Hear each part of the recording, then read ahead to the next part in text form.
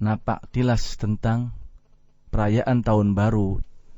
Yang pertama adalah perayaan tahun baru bisa kita deteksi dari sejarah Yahudi ataupun umat Yahudi. Dahulu kala orang-orang Yahudi merayakan tahun baru adalah pada hari ke-1 bulan ke-7 kalender Ibrani. Nama tahun baru dalam catatan sejarah bangsa Yahudi disebut dengan Rosh Hashanah, yang berarti kepala tahun. Orang-orang Yahudi memperingati tahun baru tersebut adalah untuk memperingati penciptaan dunia seperti yang tertulis dalam kitab suci mereka menurut dugaan mereka, dengan cara berdoa di sinagog. Selain dengan berdoa adalah dengan mendengar bunyi tanduk. Nah, bunyi tanduk tersebut adalah diganti di era modern dengan bunyi trompet. Sama dengan yang terdahulu. Kemudian juga disediakan roti-rotian. Berbagai roti, khususnya roti calla yang berbuat bundar dan seperti apel. Dan memang diberi apel, yang dicelupkan di dalamnya adalah madu. Diberi kepala ikan dan juga diberi buah delima. Nah, disajikan pada malam kedua. Jadi perayaannya bukan di akhir tahun tapi di awal tahun memasuki hari kedua. Itu asalnya seperti itu. Lantas lenyap dalam sejarah bangsa Yahudi karena apa? Karena mereka kemudian mengikuti kalender Gregorian yang sekarang disebut dengan kalender Masehi. Sehingga kalau kita perhatikan sekarang di bangsa Yahudi Israel yang terlaknat, maka sama perayaan tahun baru adalah di tanggal 1 Januari. Kemudian di peradaban bangsa Cina, yaitu Cina kuno, ternyata mereka cukup konsisten, yaitu memperingati tahun baru mereka yang disebut dengan tahun baru Cina atau Imlek, adalah konsisten antara tanggal 21 Januari hingga 20 Februari. Karena mengikuti penanggalan Tionghoa. Yang nanti pada saat bulan purnama mereka pun akan mengadakan kembali dengan nama Cap Gome. Nah, ini jadi 2 kali, di awal dan di tanggal 15 saat purnama. Mereka memperingati tahun baru tersebut adalah sebagai perayaan tahun baru Cina dengan tujuan untuk menghormati leluhur dewa-dewi mereka dengan cara mengadakan perjamuan makan malam, lampion, biasanya lampionnya berwarna merah atau pink, digantung. Bahkan banyak yang diarak keliling sebagai simbol atau makna keberuntungan karena terkait dengan dewa-dewi keberuntungan. Nah, saat itulah ada ucapan selamat tahun baru yang terkenal, bahkan sering diikuti oleh orang lain termasuk sebagian kecil kaum muslimin, yaitu Gongsi Pacai, yang artinya adalah selamat tahun baru dan semoga engkau banyak rejeki, banyak uang. Nah, itu di bangsa Cina.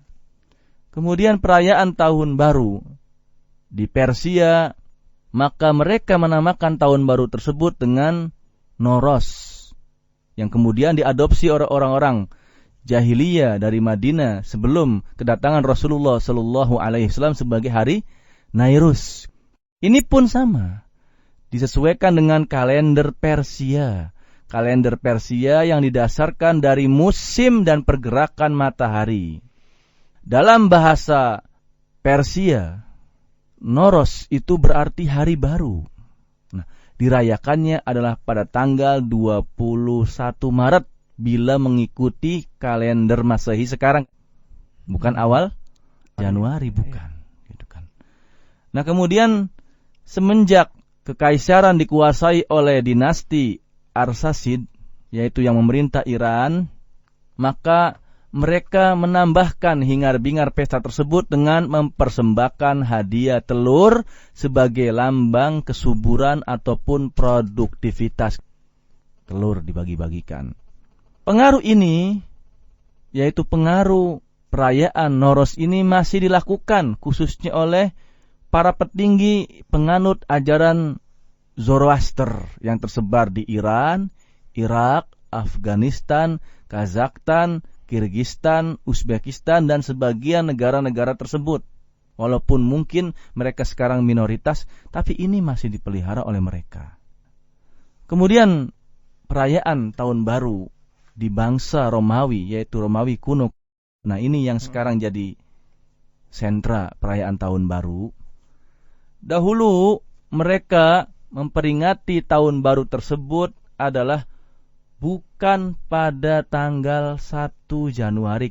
Diselenggarakannya perayaan tahun baru pada tanggal 1 Januari itu datangnya belakangan.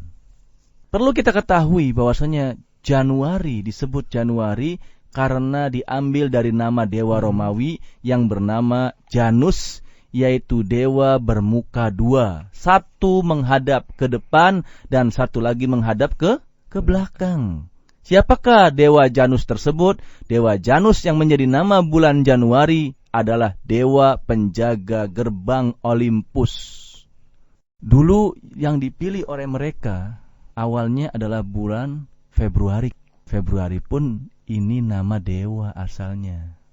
Semuanya nama dewa, kecuali Agustus dan Juli. Itu nama kaisar. Juli dari Kaisar Julius Kaisar. Sedangkan Agustus dari Kaisar Augustus. Tapi selebihnya kebanyakan adalah nama dewa-dewi. Ada juga pendapat yang menyatakan bahwasannya perayaan tahun baru mereka dulunya di Romawi dirayakan pada tanggal 1 Maret.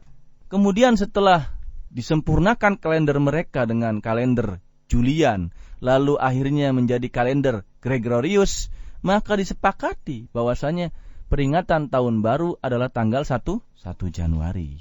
Nah, ini pun kemudian setelah khususnya Romawi dikuasai oleh Kristen, Kekaisaran Romawi kuno akhirnya dikuasai oleh Kristen, maka mulailah muncul bahwasanya perayaan tahun baru. Sekali lagi walaupun nanti ada perkembangan, akhirnya disepakati adalah pada tanggal 1 Januari.